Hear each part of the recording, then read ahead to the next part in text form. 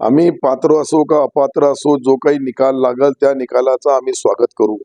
पहिले आमच्यासारखा झाला तर ते उच्च न्यायालयावर जातील. उद्धव साहेबांची जे काही पिटिशनर आहेत आणि त्यांच्यासारखा झाला तर आम्ही उच्च न्यायालयात जाऊ. मग उच्च न्यायालयाचा निर्णय लागल्यानंतर सर्वोच्च न्यायालयापर्यंत सहजासहजी हा निर्णय जाईल.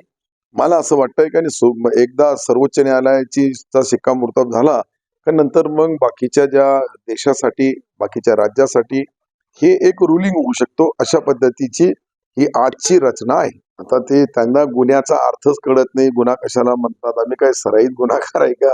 प्रश्न असा आहे का आम्ही जो उठाव केला त्याचं दुःख निश्चित त्यांना आहे. त्यामुळं ते हे जे बोलतात ते निराशाच्या भावनेने बोलतात आणि त्यांचे जे बोलणं हे विरोधी पक्ष म्हणून त्यांची तितकी तुमच्यासाठी ही एक बातमी होऊन जाते आणि तुम्हाला विचारल्यानंतर आम्ही प्रश्नाचं उत्तर द्यायला आमची एक बातमी होते.